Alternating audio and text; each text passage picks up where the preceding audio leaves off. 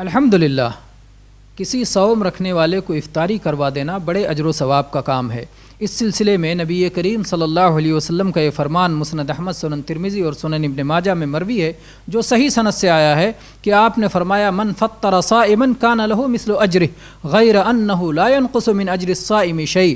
جس شخص نے کسی صوم رکھنے والے کو افطاری کروا دیا تو اس کا ثواب صوم رکھنے والے کے پورے ثواب کی طرح افطاری کرانے والے کو بھی ثواب ملے گا، اور صوم رکھنے والے کے ثواب میں کسی طرح کی کمی نہیں ہوگی۔ تو کتنا بڑا اجر ہے۔ اگر آپ ایک دن میں ایک سے زیادہ صوم رکھنا چاہیں تو ظاہر ہے کہ نہیں رکھ سکتے، کیونکہ صوم کا وقت طلوع فجر سے غروب آفتاب تک ہے اور آپ کے پاس ایک ہی وقت ہے۔ لیکن ایک دن میں اگر 10 صوم کا آپ ثواب حاصل کرنا چاہیں تو آسان ہے کہ اس طرح سے کہ 10 صوم رکھنے والوں کو آپ افطاری کروا دیں، اس طرح ایک ہی دن میں 10 صوم کا آپ ثواب حاصل کر سکتے ہیں۔